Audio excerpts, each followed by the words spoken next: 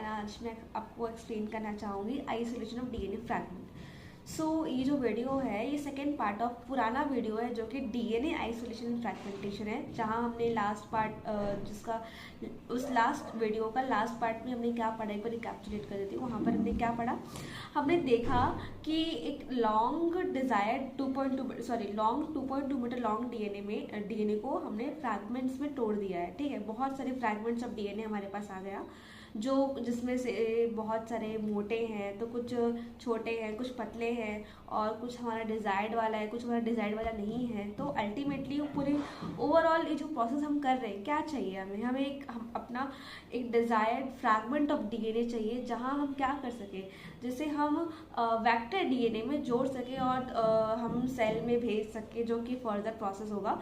ठीक है, तो वो प्रोसेस को करने के लिए हमें अल्टीमेटली चाहिए एक डिजायर्ड फ्रैगमेंट ऑफ डीएनए। अब उनमें उतने सारे क्राउड में से हमें सेपरेट करना है, तो कुछ ना कुछ प्रोसेस है, कुछ ना कुछ टेक्निक का यूज़ करना ही पड़ेगा, जो कि है जेल इलेक्ट्रोफोरेसिस मेथड। जहाँ हम क्या करते हैं, इस प्रोसेस में होता क्या है कि एक वेसल होता है या एक प्लेट होता है, जहाँ पर मोटी सी ना लेयर होती है, हमने डाल दिया जाता है इसमें एगारोस जेल, जो कि कहाँ से आया होता है, वो हमारा जो एगारोस जेल है वो एक्सट्रैक्टेड होता है फ्रॉम सीवीड्स या रेड मराइन एल्गी से, जिसकी यहाँ पर मोटी सी इस प्लेट के ऊपर परत होती है। ठीक है, जो कि एकदम जेली टाइप का होता है, जेली लाइक सब्सटेंसेस होता है। ठीक है, तो अब हमारे पास प्लेट है, प्लेट के ऊपर मोटी सी लेयर ऑफ एगारोस जेल है। ठीक है, तो इस ओवरऑल यहाँ पर देख के समझो कि जस्ट इमेजिन दैट यहाँ पर ये एनोड साइड है, ये कैथोड साइड है। ठीक है, तो और फिर हम क्या करते हैं, यहाँ पर कॉम लगा देते हैं, राइट। तो जो एक पिपेट होता है, पिपेट में हमारा फ्रैगमेंट्स ऑफ डीएनए रहता है, और फ्रैगमेंट्स ऑफ डीएनए के थ्रू उस पिपेट के थ्रू हमारे हम जहाँ पर उसको इंजेक्ट करते हैं, उस पर्टिकुलर एरिया को वेल्स बोलते हैं। क्या बोलते हैं? वेल्स बोलते हैं। उस वेल्स में हम फ्रैगमेंट्स ऑफ डीएनए को डालते हैं। अब वो जो डीएनए होता है वो नेगेटिवली चार्ज्ड होता है, और एनोड का साइड भी नेगेटिवली चार्ज्ड है। यहाँ केमिस्ट्री का कॉन्सेप्ट मत यूज़ करना, क्योंकि केमिस्ट्री में एनोड को हम बोलते हैं पॉजिटिव और कैथोड को बोलते हैं नेगेटिव। तो यहाँ जो है वो एनोड हमारा नेगेटिव है और कैथोड पॉजिटिव है।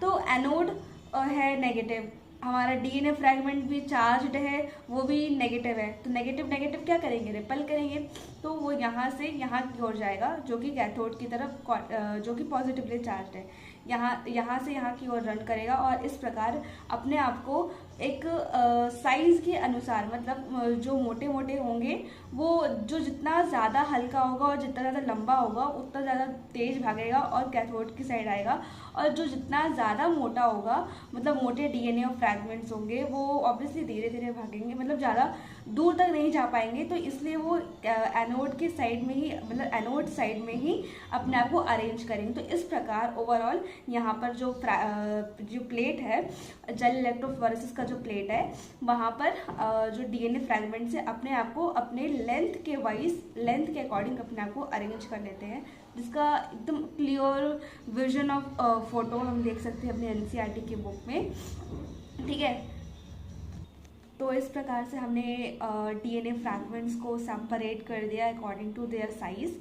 अब क्योंकि हमारा जो जेल है, जेल भी ट्रांसपेरेंट है, और कहीं ना कहीं हमारा जो डीएनए फ्रैगमेंट्स भी है, हमें नेक्ड आई से तो दिखेगा भी नहीं, बिल्कुल भी नहीं दिखेगा।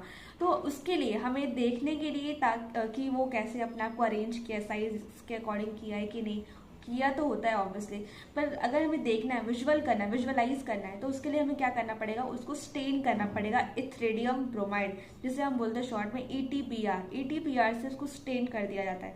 अब अभी भी हमें वो, मतलब अभी भी हमें वो दिख तो रहा है, कलर्ड दिख रहे हैं, मतलब लेकिन फिर भी हम उसको एकदम विजुअलाइज करना है, तो उसके लिए हमें क्या करना पड़ेगा, उसमें पास करवाना पड़ेगा यूवी रेज, यानी कि अल्ट्रा वायलेट रेज रेडिएशन पास करवाना पड़ेगा, तभी हमें वो फ्रैगमेंट्स ऑफ डीएनए दिखेगा। और उसको देखने के लिए हम कंप्यूटर की स्क्रीन में देखेंगे। मतलब वो जो है वो एक बोल सकते हैं एक ऐसे बॉक्स के अंदर रहता है, और वहाँ पर हमने यूवी रेज पास करवाया, और उसका पूरा इमेजेस हमें अपने कंप्यूटर की स्क्रीन में दिख जाएगा। तो जहाँ हम देख सकते हैं कि फ्रैगमेंट्स ऑफ डीएनए अपने आप को अरेंज कर चुका है अपने साइज के अकॉर्डिंग, लेंथ के अकॉर्डिंग,